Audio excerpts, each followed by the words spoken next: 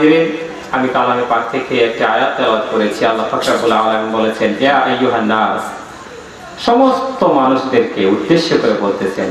এটা কোনো মুমিনদেরকে না, এখানে মুসলমান আছে, ইহুদি, খ্রিস্টান, নাসারা, হিন্দু, বৌদ্ধ, প্রত্যেকটা ধর্মের মানুষকে বলেছেন আমার আল্লাহ পাক রব্বুল আলামিন, ইয়া আইয়ুহান নাস, যারা মানুষ, তাদেরকে উদ্দেশ্য করে বলতেছেন, ফাজ্জাআকুম বুরহান, তোমাদের নিকট এসেছে বুরহান, ওয়া মা'না দলিল মির রাব্বিকুম, তোমাদের প্রতিপালকের পক্ষ থেকে। এখানে বুরহান মানে হচ্ছে দলিল, ওয়া মা'না মুজিজা। এখানে বুরহান দ্বারা আল্লাহ নবী রাহমাতুল লিল আলামিনকে উদ্দেশ্য করেছেন। কন্যা সুবহানাল্লাহ। পৃথিবীতে লক্ষাধিক নবী রাসূল এসেছেন, প্রত্যেকটা নবী রাসূলেরই কিছু না কিছু দলিল ছিল, মুজিজা। অন্যান্য নবীদের উম্মতেরা যখন নবী আসলেন, যখন প্রমাণ করলেন যে আমি আল্লাহর পক্ষ থেকে প্রেরিত রাসূল, তখন অনেকে অস্বীকার করেছে, না বিশ্বাস করে না, তুমি তো আমাদের মতোই একজন, তুমি আবার নবী কিভাবে, কিতাব করতে নিয়ে আইছো। অন্যান্য নবীদের উম্মতেরা এই কথা বলেছিল। শুধু তাই নয়, অন্যান্য নবীদের উম্মতেরা যখন এই কথা বলেছে, তখন তারা যে আল্লাহর পক্ষ থেকে যে এসেছে তারা কিছু প্রমাণ দেখিয়েছে। হযরত মুসা কালিমুল্লাহ কিছু মুজিজা ছিল না? লাঠি ছেড়ে দিলে কি হয়ে যেত? শ্বাস হয়ে যেত। হযরত ঈসা আলাইহিস সালাতু সালাম মৃত ব্যক্তিকে জীবিত করতে পারতেন, অলৌকিক যেটা ঘটনা তারা দেখাইতে পারতেন। তারা বলতেন, দেখো আল্লাহর পক্ষ থেকে আমি এগুলো দেখাইতে পারি, এটা প্রমাণ। কেউ বিশ্বাস করেছে, বিশ্বাস করে ঈমান দান হয়েছে, আবার কেউ বিশ্বাস না করে বেঈমান হয়েছে। আপনার নবী, আমার নবী রাহমাতুল লিল আলামিন যখন পৃথিবীতে আসলেন, যখন ইসলামের দাওয়াত যখন দিচ্ছেন, অনেকেই বলতেছে বিশ্বাস করি না, তুমি আবার কোত্থেকে আসলা, নতুন ধর্ম নিয়ে? তুমি তো আমাদের মতো একজন, তুমি তো আব্দুল্লাহর ঘরে জন্মগ্রহণ করেছো, তুমি তো অন্য কেউ না। এই কথাগুলা কিছু কিছু যারা বেদিন, কাফের, মুশরিক, তারা বিশ্বাস করে নাই, আল্লাহ নবী রাহমাতুল লিল আলামিনকে গ্রহণ করে নাই। যারা গ্রহণ করেছে, ইসলাম ধর্ম গ্রহণ করেছে, তারা মুসলমান হয়েছে, মুমিন হয়েছে। আর যারা গ্রহণ করে নাই, তারা কি হয়েছে? বেঈমান হয়েছে, কাফের হয়েছে। আল্লাহ নবী রাহমাতুল লিল আলামিন তাদেরকে বুঝানোর জন্য যে আমি যে আল্লাহর পক্ষ থেকে এসেছি, এটা প্রমাণ করার জন্য তিনি কিছু মুজিজা দেখিয়েছেন। আপনার আমার নবীর মাথা থেকে পা পর্যন্ত প্রত্যেকটা অঙ্গ প্রত্যঙ্গে ছিল মুজিজা। কন্যা সুবহানাল্লাহ। আল্লাহ নবী রাহমাতুল লিল আলামিন যখন মক্কা মুকাররমায় আল্লাহর পক্ষ থেকে ইসলামের দাওয়াত মানুষের কাছে যখন নিয়ে যাচ্ছেন, অনেকে আল্লাহর নবী রাহমাতুল লিল আলামিনের দাওয়াত কবুল করে মুসলমান হয়ে গেছেন। কন্যা সুবহানাল্লাহ। কিন্তু ইসলামের সবচাইতে বড় শত্রু নাম কি বলতে পারেন? আবু জেহেল। কে? আবু জেহেল ইসলাম ধর্ম গ্রহণ করে নাই, বরং আপনার নবী রাহমাতুল লিল আলামিনের বিরুদ্ধে আচরণ করেছে। বলেছে, না, তুমি আমাদের বাপ দাদার ধর্ম বিলীন করে আমাদের বাপ দাদার ধর্মের উপর চুনকালি দিয়েছ, তুমি আবার নতুন ধর্ম চালু করেছ, এটা বিশ্বাস করি না। এটা যখন আবু জেহেল আল্লাহর নবী রাহমাতুল লিল আলামিনকে যখন মানে না, আল্লাহর নবী রাহমাতুল লিল আলামিন ইসলাম ধর্ম প্রচার করতেছে, আবু জেহেল চিন্তা করে আমি আমার ভাতিজা মুহাম্মদকে বাধা দিলেও মানে নাই, বাধা প্রদান করার পরেও মানে নাই, সে যেমনি ভাবে ইসলাম ধর্ম প্রচার করতেছে, এমনি ভাবে যদি ইসলাম ধর্ম প্রচার করতে থাকে আমাদের বাপ দাদার ধর্ম বিলীন হয়ে যাবে, কি করতে পারে? চিন্তায় পড়ে গেল আবু জেহেল, চিন্তায় পড়ে গেল কি করব। সে মানুষের কাছে যায়, বলে মুহাম্মদ পাগল, তার কাছে যাইও না। মানুষকে বুঝায়, তার কাছে যাইও না, তো পাগল। যাদের কাছে গিয়ে বলে পাগল, তারা বলে ঠিক আছে চাইতে না গেলে পাগলটারে একটু দেখি। আল্লাহ নবী রাহমাতুল লিল আলামিনের চেহারা মোবারক দেখে বলে ওই ব্যক্তি তো পাগল হতে পারে না। এত সুন্দর চেহারা, পূর্ণিমা চাঁদের মতো চেহারা, এই ব্যক্তি কখনো পাগল হতে পারে না। আবু জেহেল যখন মানুষকে বাধা দেয়, মানুষেরা তার বাধা মানে না, তার বাধা না মানে কাছে এসে সবাই মুসলমান হয়ে যাচ্ছে, সে বাধা দিয়ে পারতেছে না। আবু জেহেল চিন্তা করলো কি করা যায়। চিন্তা করতে করতে সে পেয়ে গেল ইয়ামেনের শাসনকর্তা হাবিব ইবনে মালিককে যদি বলি, তাকে সবাই এলাকার মানুষেরা সম্মান করে, শ্রদ্ধা করে। ইয়ামেনের দেশের শাসনকর্তা, একটা দেশের প্রধান, সে যদি এসে মানুষদেরকে বলে দেখো মুহাম্মদ সাল্লাল্লাহু আলাইহি ওয়াসাল্লাম নতুন ধর্ম প্রচার করতেছে, এই ধর্ম তোমরা গ্রহণ করো না। এই ইয়ামেনের শাসনকর্তা হাবিব ইবনে মালিক এসে যদি বলে, তাহলে তার কথাটা মানবে। আবু জেহেল একটা চিঠি লিখলেন। আবু জেহেল একটা চিঠি লিখেন ইয়ামেনের শাসনকর্তা হাবিব ইবনে মালিকের কাছে পাঠিয়ে দিল। ইয়ামেনের শাসনকর্তা হাবিব ইবনে মালিক চিঠিটা পেলে তিনি চলে আসলেন মক্কা মুকাররমায়। কোথায় চলে আসলেন? মক্কা মুকাররমায়। চলে আসার পর আবু জেহেলকে বললেন, আবু জেহেল কই তোমার ভাতিজা, জলদি করে যাও, খবর পাঠাও, গিয়ে বলো ইয়ামেনের শাসনকর্তা হাবিব ইবনে মালিক এসেছে তোমার সাথে সাক্ষাৎ করার জন্য। আবু জেহেল খবর পাঠাইলো, আপনার নবী আমার নবী রাহমাতুল লিল আলামিনের কাছে যখন খবর পাঠানো হলো, আল্লাহর নবী রাহমাতুল লিল আলামিন আবু জেহেলকে বলল, আবু জেহেল চলো, ইয়ামেনের শাসনকর্তা হাবিব ইবনে মালিক এসেছে সাক্ষাৎ করার জন্য, সেখানে যাইতে হবে, জলদি করে চলো। আবু বকর সিদ্দিক রাদিয়াল্লাহু তাআলা আনহু তিনি বলেন, ইয়া রাসূলুল্লাহ, ও হাবিব আল্লাহ, আপনি সেখানে যাবেন না। কেন যাব না? আপনি দেখেন আপনার চাচা আবু জেহেল আপনাকে অনেক কষ্ট দিয়েছে, আঘাত করেছে, আপনার বিরুদ্ধে অপপ্রচার করেছে, আপনাকে পাগল বলেছে, আপনার বিরুদ্ধে অনেক খারাপ কাজ করেছে। আপনি সেখানে যান না। আপনি যদি সেখানে যান, আবারও আবু জেহেল আপনার উপর আক্রমণ করবে, কন্যা নাউযুবিল্লাহ, আবার আপনার উপর আক্রমণ করবে, আপনি সেখানে যান না। আল্লাহর নবী রাহমাতুল লিল আলামিন বলেন, আবু বকর কোনো ভয় নাই, কোনো চিন্তা নাই, তুমি আমার সাথে চলো।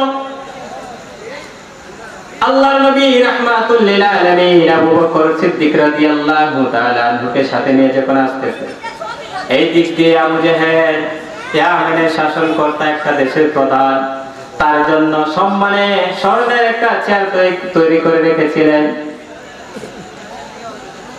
স্বর্ণের চেয়ারে বসা ইয়ামেনের শাসনকর্তা হাবিব ইবনে মালিক। আল্লাহর নবী রাহমাতুল লিল আলামিন আবু বকর সিদ্দিক রাদিয়াল্লাহু তাআলা আনহুকে সাথে নিয়ে আসতেছেন। যখন কাছাকাছি আসতেছে, ইয়ামেনের শাসনকর্তা হাবিব ইবনে মালিক চেয়ারে বসা, কে যেন গায়বী ভাবে আওয়াজ করতেছে, এই ইয়ামেনের শাসনকর্তা হাবিব ইবনে মালিক, বেয়াদবি করিস না, বেয়াদবি করিস না। তোমার সামনে যে ব্যক্তিটি আসতেছে সে আল্লাহর রাসূল, তাকে যদি আমার আল্লাহ পাক রব্বুল আলামিন সৃষ্টি না করতেন তবে তোমাকেও সৃষ্টি করতো না। তাকে যদি আমার আল্লাহ পাক রব্বুল আলামিন সৃষ্টি না করতেন, আসমান জমিন জান্নাত জাহান্নাম তামাম জাহান কোনো কিছু সৃষ্টি করতেন না। তার সামনে বসে থাকিস না। কে যেন গায়বী ভাবে ইয়ামেনের শাসনকর্তা হাবিব ইবনে মালিককে বলতেছে, স্বর্ণের চেয়ারে বসা বলতেছে, বেয়াদবি করিস না, উনি সত্যি আল্লাহর প্রেরিত রাসূল, তার সময় বসে থাকাটা এটা বেয়াদবি। ইয়ামেনের শাসনকর্তা হাবিব ইবনে মালিক চেয়ারে বসে থাকতে পারলেন না। আপনার নবী আমার নবী রাহমাতুল লিল আলামিনের জন্য চেয়ার ছেড়ে তিনি চলে গেলেন নিচে। আল্লাহর নবী রাহমাতুল লিল আলামিন বসলেন ছেড়ে কন্যা সুবহানাল্লাহ। আবু জেহেল তো তেলে বেগুনে যেই লাগে গেল, যার ব্যাপারে নালিশ করলাম, যাকে আনলাম শাসন করার জন্য, তারা দিছে কিনা কোথায়? চেয়ারে। আর যে বিচারক সে বসলো নিচে। এত আরো তেলে বেগুনে জেলে গেছে। ইয়ামেনের শাসনকর্তা হাবিব ইবনে মালিক বলে, হুজুর আমি আসলাম ইয়ামেন থেকে আপনার সাথে সাক্ষাৎ করার জন্য। শুনলাম আপনি নাকি নিজেকে নবী বলে দাবি করেছেন। হ্যাঁ করেছি। ইয়ামেনের শাসনকর্তা সে জানে আবু জেহেল কিন্তু আগেই কিছু কথা বলে রাখছে, হুজুর হ্যাঁ কিন্তু জাদু দেখা। কি দেখা? জাদু, মানে মুজিজা দেখা যায়, এটাকে বলছে সে জাদু দেখা। ইয়ামেনের শাসনকর্তা হাবিব ইবনে মালিক তিনি ছিলেন একজন জ্ঞানী লোক।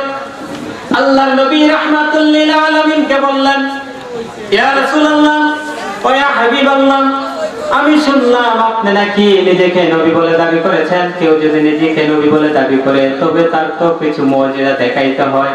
আমি আপনার পক্ষ থেকে মুজিজা দেখতে চাই। কন্যা সুবহানাল্লাহ। আপনার আমার নবী মুজিজা দেখাতে পারবে কিনা? দেখতে চান?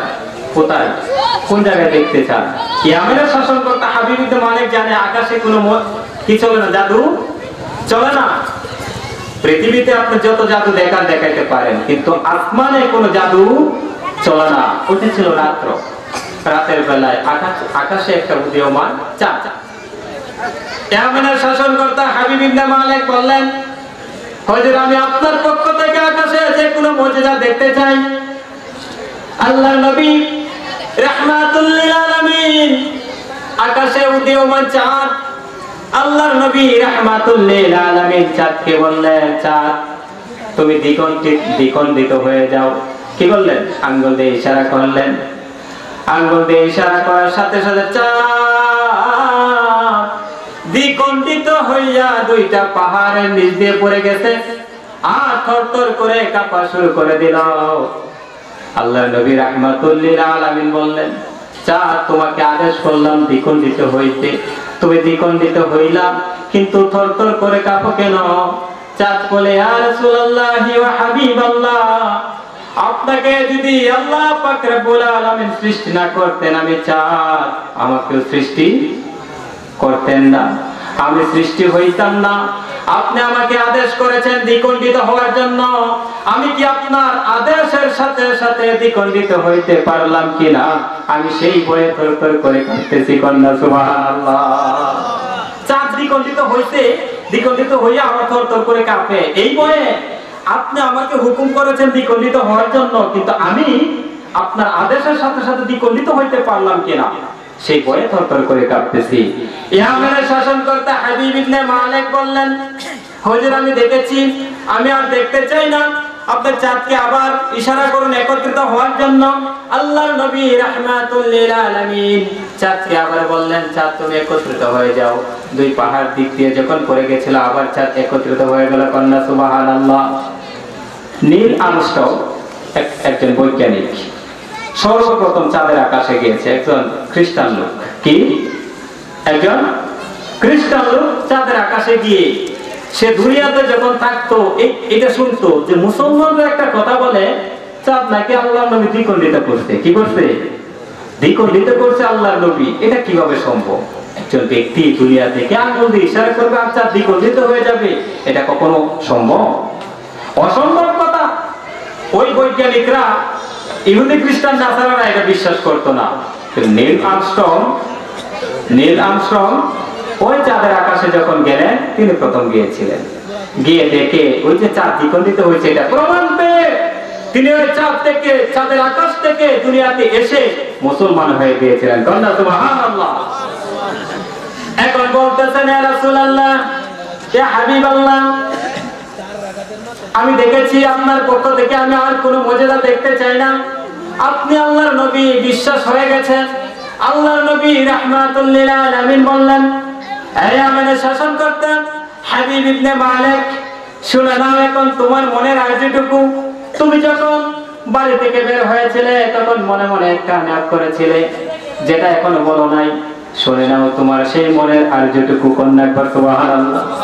ইয়ামানের শাসনকর্তা মনে কি নিয়ে আইছে, কি একটা নাও এখনো বলে নাই, কিন্তু আল্লাহর নবী রাহমাতুল লিল আলামিন বলতেছেন, এই ইয়ামানের শাসনকর্তা শুনে নাও, তুমি যখন বাড়ি থেকে বের হয়েছিলে তখন মনে মনে নিয়ত করেছিলে, আমি যদি আল্লাহর নবী হয়ে থাকি, কি হয়ে থাকি বুঝতেছেন না আপনারা? আমি যদি আল্লাহর নবী হয়ে থাকি তবে তুমি একটা দরখাস্ত পেশ করবে, আরজি পেশ করবে। শুনে নাও তোমার সেই মনের আরজিটুকু, শুনে নাও তোমার সেই মনের দরখাস্তটুকু। তুমি যখন বের হয়েছিলে মনে মনে নিয়ত করেছিলে, আমি যদি নবী হয়ে থাকি, এই দরখাস্তটা পেশ করবে। তোমার একটা মেয়ে আছে পঙ্গু, যে চলতে পারে না, হাঁটতে পারে না, কথা বলতে পারে না, ওই মেয়েটা যেন সুস্থ হয়ে যায়, তুমি সেটা আমার কাছে আবেদন করবে। এই আমেনের শাসনকর্তা, যাও যাও গিয়ে দেখো তোমার মেয়েটা সুস্থ হয়ে গেছে, কন্যা সুবহানাল্লাহ। খুশি আনন্দে আত্মহারা, আমি একজন নবী পাইলাম, শুধু নবী পাইলাম না, আমার মেয়েটাও সুস্থ হয়ে গেছে, দোয়া করলেন, রাতারাতি আনন্দে চলে গেলেন। এটা খুশির খবর না? কারো সন্তান যদি মনে করেন শুনছে যে সুস্থ হয়ে গেছে, অনেকদিন পরে কথা বলতে কি কর, যত রাত হোক তার ওইখানে ঘুম ধরবে, রাতারাতি চলে গেলেন বাড়িতে, দরজায় করাঘাত করলেন। করাঘাত করার সাথে সাথে যে মেয়েটা চলতে পারতো না, হাঁটতে পারতো না, কথা বলতে পারে না, টুক টুক করে এসে দরজা খুলে দিলেন আর পড়া শুরু করে দিলেন, লা ইলাহা ইল্লাল্লাহু মুহাম্মাদুর রাসূলুল্লাহ সাল্লাল্লাহু আলাইহি ওয়াসাল্লাম। মা, তুমি এই কালিমা কোত্থেকে পাইলে, কিভাবে পাইলে, কখন পেলে? ছোট বাচ্চা, যে মেয়েটা হাঁটতে পারতো না, কথা বলতে পারতো না, মেয়েটা বলে, বাবা গভীর রাত, তুমি যখন আমার পাশে ছিলে না, তুমি যখন আমার পাশে নাই, গভীর রাত একজন পূর্ণিমা চেহারাদারী ব্যক্তি আমার কাছে আসলেন, এসে বললেন, মা তুমি উঠো, এই কালিমা পড়ে তোমার বাবা মক্কা মুকাররমায় মুসলমান হয়ে গেছে, কন্যা সুবহানাল্লাহ। তুমি এই কালিমাটি পড়ো, কালিমা পড়ার সাথে সাথে দেখবা তুমিও সুস্থ হয়ে গেছে, কন্যা সুবহানাল্লাহ। প্রিয় হাজিরিন, আল্লাহর নবী রাহমাতুল লিল আলামিনের এটা কি মুজিজা না? এই মুজিজা দেখে এই আমেরের শাসনকর্তা হাবিব ইবনে মালিক মুসলমান হয়ে বাড়িতে ফিরে গেলেন। কারো কপালে যদি, কারো তাকদীরে যদি ঈমান থাকে এমনি ভাবেই হয়, আর কারো নসিবে যদি ঈমান না থাকে, যেমন আবু জেহেল, সে নবীকে কাছে পেয়েও ইসলাম ধর্ম গ্রহণ করে না। আল্লাহর নবী রাহমাতুল লিল আলামিনের অসংখ্য অগণিত মুজিজা। আনাস ইবনে মালিক রাদিয়াল্লাহু তাআলা আনহু, আল্লাহর নবীর সাহাবী, কিছু মেহমানকে দাওয়াত করলেন। মেহমানদেরকে দাওয়াত করার পর একটা খাবারের আয়োজন করলেন, খাবার দিলেন, একটা রুমাল আনলেন, চাকরকে বললেন একটা রুমাল আনো। কি বললেন? একটা রুমাল আনো। রুমাল আনার পর রুমালটা দেখে ময়লায় যুক্ত। চাকরকে বললেন, কি ব্যাপার, এটা তাড়াতাড়ি পরিষ্কার করো। মেহমান যারা রয়েছে সবাই উপস্থিত, সামনে একটা চুলা, উনুন, চুলাতে আগুন জ্বলতেছে। ওই চাকরটা ওই রুমালটাকে হাতে নিলেন, হাতে নিয়ে আগুনের মধ্যে নিক্ষেপ করে দিলেন। কোথায়? আগুনের মধ্যে নিক্ষেপ করে দিলেন। আগুনের মধ্যে নিক্ষেপ করার পর সাথে সাথে আবার নিয়ে আসলেন। আনার পর দেখেন সে রুমালটা পরে নাই, কন্যা সুবহানাল্লাহ। রুমালটা পরে নাই। মেহমান সকলে দেখে অবাক হয়ে গেলেন, পরিষ্কার হয়ে গেল, পরে নাই, ব্যাপার কি? মেহমান সকলে প্রশ্ন করলেন আনাস ইবনে মালিক রাদিয়াল্লাহু তাআলা আনহুকে, ব্যাপার কি? দুনিয়াতে কত পরিষ্কার করার যন্ত্র দেখলাম, সাবান দিয়ে ধৌত করে, পানি দিয়ে ধৌত করে, কিন্তু এমন তো কোনোদিন দেখি নাই রুমাল যদি ময়লাযুক্ত হয়ে যায় পানিতে আগুনে নিক্ষেপ করে সেটা পরিষ্কার করে, এমন তো জীবনেও দেখি নাই। মেহমান অবাক হয়ে গেছে, এটা কারণ কি? আবার বললো না, প্রশ্ন করলেন। আনাস ইবনে মালিক রাদিয়াল্লাহু তাআলা আনহু বললেন, এই রুমালটা ব্যবহার করতে অন্য কেউ না, যাকে সৃষ্টি না করলে আমার আল্লাহর নবীকে সৃষ্টি না করলে আমার আল্লাহ পাক রব্বুল আলামিন কিছু সৃষ্টি করতেন না। যাকে সৃষ্টি না করলে দুনিয়ার কোনো কিছুই সৃষ্টি করতেন না। আল্লাহর নবী রাহমাতুল লিল আলামিন এই রুমালটা ব্যবহার করতেন। কন্যা সুবহানাল্লাহ।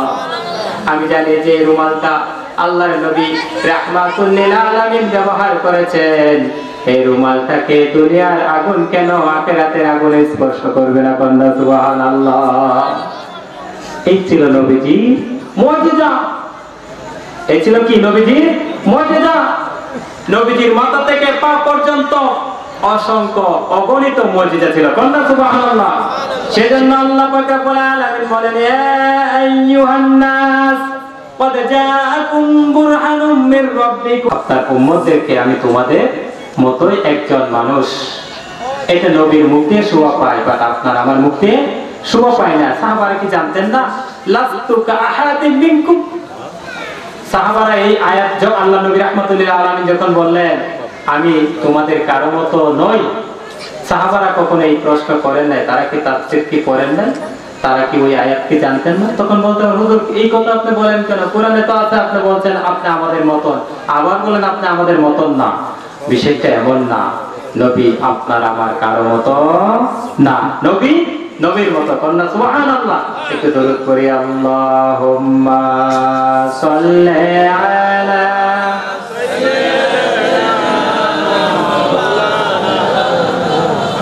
মুহাম্মাদ ওয়া আলা আলি সাইয়্যিদিনা।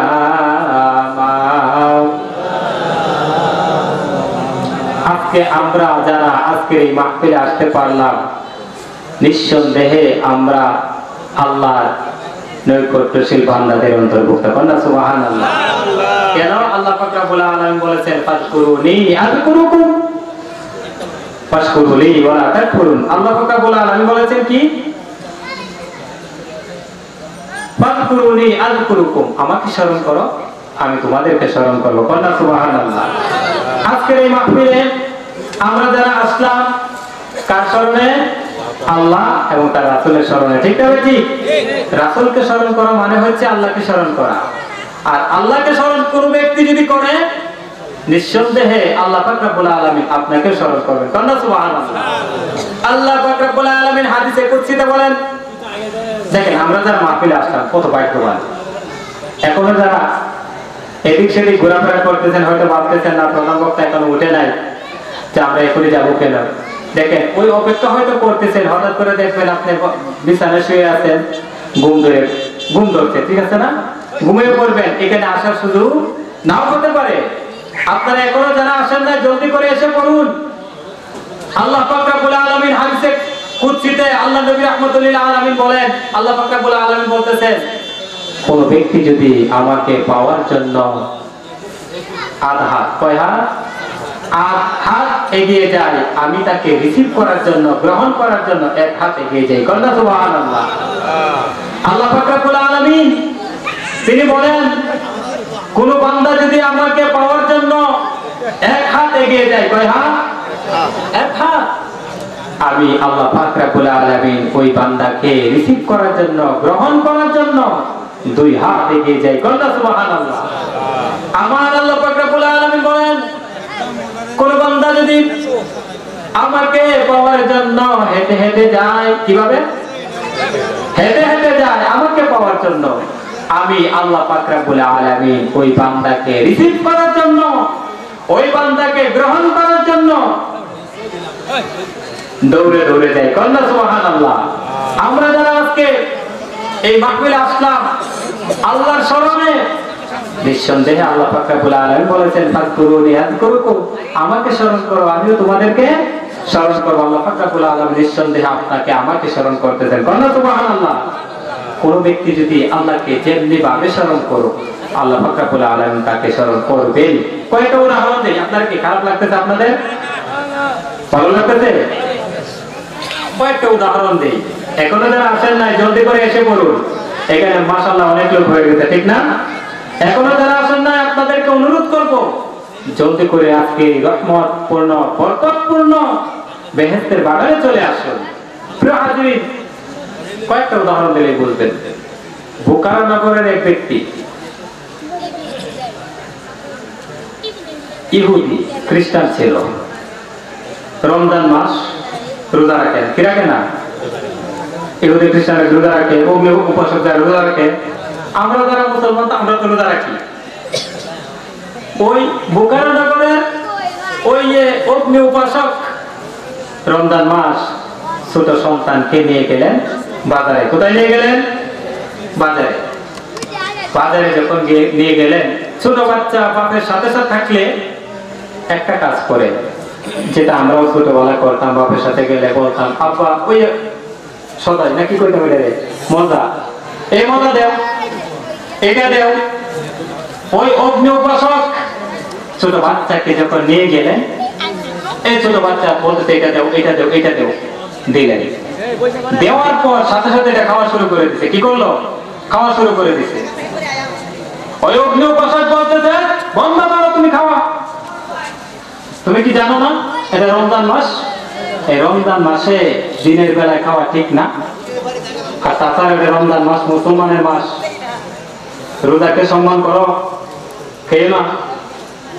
ছোট বাচ্চা বলতেছে, আব্বা তুমি আমার বাধা দেও, তুমিও তো এটা খাও, দিনের বেলা তুমিও খাও। বলতেছে, ভাই বাবা দেখ, যদিও আমি খাই, আমি কিন্তু আড়ালে খাই। কোথায় খাই? আড়ালে খাই। আমি কিন্তু এই মুসলমানের সামনে খাই না, রোজাদারের সামনে খাই না, আমি আড়ালে খাই।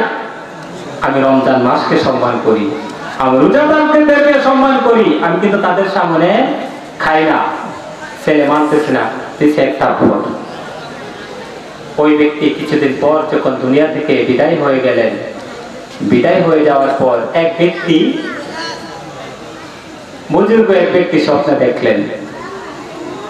স্বপ্নে দেখে ওই অগ্নি উপাসক যে রোজা রাখতো না, আল্লাহ পাক রব্বুল আলামিন বলেছেন, ফাযকুরুনি আযকুরুকুম, আমাকে তোমরা স্মরণ করো, আমি তোমাকে স্মরণ করব। সে হোক যে কোনো ধর্মের। কন্যা সুবহানাল্লাহ। একজন অগ্নি উপাসক হয়েও যদি আল্লাহ রমজান মাসকে সম্মান করার কারণে যদি তার এই পুরস্কার হতে পারে, আমরা যারা মুসলমান, আপনারা আমরা যারা আজকে মাহফিলে আসলাম, আল্লাহ পাক রব্বুল আলামিন আপনাকে আমাকে কি স্মরণ করতেছেন না? নিঃসন্দেহে করতেছেন। আল্লাহকে কোন ব্যক্তি যদি পাপ কাজ করেও স্মরণ করে, আল্লাহ পাক রব্বুল আলামিন তাকে স্মরণ করবেন। কন্যা সুবহানাল্লাহ। বনি ইসরাঈলের সময়, আল্লাহ নবী, বুখারী শরীফের হাদিস, বনি ইসরাঈলের সময় এক ব্যক্তি একটা না, দুইটা না, 99টা খুন করতে। কয়টা? 99টা। 99টা খুন করছে। আমরা এখানে যারা আছি কয়টা খুন করছি? মনে হয় একটাও না। আমরা এত গুনাহগার না, খুন করি না, তো ঝগড়া ফেসাদ করতে পারি। কিন্তু ওই বনি ইসরাঈলের সময় এক ব্যক্তি 99টা খুন করছে। এখন তার অনুশোচনা শুরু হয়ে গেছে মনের ভিতরে, মানে এই যে খারাপ কাজ করলাম, অন্যায় ভাবে এতগুলো আমি খুন করলাম, এখন তার আল্লাহকে পাওয়ার জন্য আল্লাহ আমাকে মাফ করে কিনা আল্লাহ জানে। এখন তার মনের ভিতরে অনুশোচনা, খারাপ লাগা শুরু হয়ে গেছে। ওই ব্যক্তি দৌড় শুরু হয়ে গেছে। এক রাহেব একজন আলেমের কাছে গেছে, গিয়ে বলতেছে, ও ভাই দেখ, আমি যেহেতুগুলা খুন করছি, একটা না, দুইটা না, 99টা। কয়টা খুন করছে? 99টা খুন করছে। বুখারী শরীফের হাদিস। 99টা খুন করছি, আমার জন্য কি আসলে তওবার সুযোগ আছে? ওই ব্যক্তি চিন্তা করছে, হায় হায়, একটা দুইটা খুন করলে জাহান্নাম, তুমি কিনা একটা না, দুইটা না, 99টা খুন করছো, তোমার ক্ষমা নাই। কি কর, আমরা কাছে আগে তো তাই কইতাম, তুমি একটা না, দুইটা না, সর্বনাশ করছো, 99টা তুমি খুন করছো, তোমার তো নিঃসন্দেহে কি। আমরা কিন্তু এই কথাগুলো বলি, কেউ খারাপ কাজ করলে আমরা বলি তুমি কি জাহান্নামী। এই কথাগুলো বলা ঠিক না। কি হয়তো গুনাহ করছে, গুনাহ করতে পারে, করে ফেলেছে শয়তানের প্ররোচনায়, সাথে সাথে ওই ব্যক্তিটা যদি আল্লাহকে স্মরণ করে, আল্লাহর কাছে তওবা করে, আল্লাহর কাছে ক্ষমা চায়, খালেস ভাবে, আল্লাহ পাক রব্বুল আলামিন তাকে ক্ষমা করে দেন। কন্যা সুবহানাল্লাহ। আল্লাহ নবী রাহমাতুল্লাহ আলাইহি বলেছেন, যারা তওবা করে আতাইবু হাবিবুল্লাহ, তখন ওই ব্যক্তি সাধারণ কোনো বান্দা থাকে না, আল্লাহর বন্ধু হয়ে যায়। কন্যা সুবহানাল্লাহ।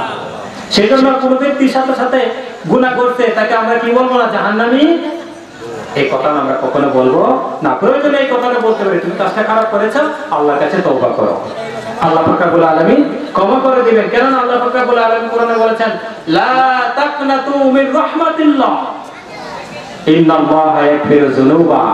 আল্লাহ পাক রব্বুল আলামিনের রহমত থেকে তোমরা কি হয়ো না, নৈরাশ হয়ো না। আল্লাহ পাক রব্বুল আলামিন তোমাদের যাবতীয় সমস্ত গুনাহ খাতা মাফ করে দিবেন। কন্যা সুবহানাল্লাহ। আমরা আজকে যারা আজকে এই মাহফিলে আসলাম, আল্লাহকে স্মরণ করে, আল্লাহ পাক রব্বুল আলামিন বলেছেন, ফাযকুরুনি আযকুরুকুম, আমাকে স্মরণ করো, আমি তোমাদেরকে স্মরণ করব। আজকে যদি আল্লাহর কাছে খালেস নিয়তে তওবা করে, হুজুর আছেন, হুজুর আপনাদেরকে তওবার পদ্ধতি শিখিয়ে দিবেন, এভাবে তওবা করেন, আল্লাহ পাক রব্বুল আলামিন আপনাকে আমাকে ক্ষমা করে দিবেন। আপনি যদি খালেস নিয়তে তওবা করতে পারেন, নিঃসন্দেহে আবার আল্লাহ পাক রব্বুল আলামিন আপনাকে আমাকে ক্ষমা করে দিবেন। কন্যা সুবহানাল্লাহ। বলতেছিলাম, ওই ব্যক্তি কয়টা খুন করছে? কয়টা? 99টা খুন করার পর দৌড় শুরু হয়ে গেছে। ওই ব্যক্তি বলতেছে, হাই হাই, একটা না, দুইটা না, আপনি 99টা খুন করছেন, আপনার কি নাই? ক্ষমা নাই। আমার যেহেতু ক্ষমা নাই, তাহলে তোমার বাচ্চারা বাঁচায় রেখে লাভ কি, তোমারও শেষ করে দিই। ওই ব্যক্তিরও খুন করছে, আমার করতে কয়টা? 199 আর 100টা খুন করার পর এখন তার আপত্তি আরো বাইরে গেছে, গা অনুশোচনা বাইরে গেছে, গা খারাপ লাগা আরো বাইরে গেছে, গা 99 যখন খুন করছে তার খারাপ লাগতেছে, আর এখন আরো খুন করছে তার কাছে খারাপ লাগতেছে না? দৌড় শুরু হয়ে গেছে, দৌড়তে দৌড়তে দৌড়তে দৌড়তে আরেকজনের কাছে গেছে, গিয়া বলতেছে, আমার জন্য কি কোনো তওবা আছে? হ্যাঁ, তোমার জন্য তওবা আছে, নিঃসন্দেহে তওবা আছে। কেননা আল্লাহ পাক রব্বুল আলামিন বলেছেন, লা তাকনাতু মির রাহমাতিল্লাহ ইন্নাল্লাহা ইয়াগফিরু যুনুবা জামিআ। আল্লাহ পাক রব্বুল আলামিন বলেছেন, তোমরা রহমত থেকে, আল্লাহর রহমত থেকে নৈরাশ হয়ো না, নিঃসন্দেহে তোমার জন্য ক্ষমা আছে। যে অমুক জায়গায় যাও, অমুক জায়গায় গিয়ে দেখো কিছু লোক একত্রিত হয়ে আল্লাহর ইবাদত বন্দেগী করতেছে। কথা সুবহানাল্লাহ।